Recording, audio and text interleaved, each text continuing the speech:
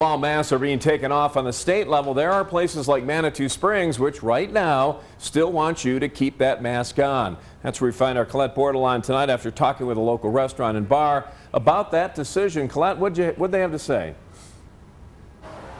Well, Rob, City Council just agreed this past Tuesday to keep that order in place. They will revisit the topic in the future, but right now, no date is picked to do that. That emergency order, first put into place in July of 2020, mandates masks inside of businesses and when outside if social distancing isn't practical.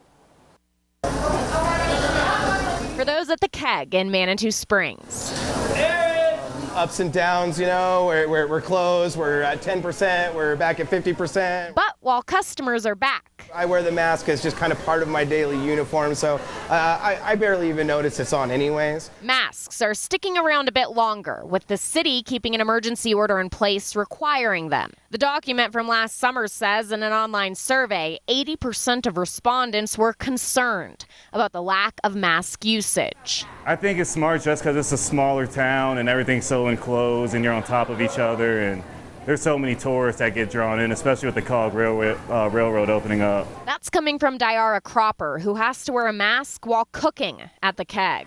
It gets really hot after about 5 or 10 minutes. You're just sweating the whole time. I'd really rather just stop dealing with the other people, especially the tourists that don't have these regulations where they come from or they've been loosened up. And, you know, I have to be the person to regulate that. Sir Bobby Snare, All of a sudden you come to Manitou and you have to wear your mask. It doesn't really make sense to me. is ready to join the rest of the state and take the mask off.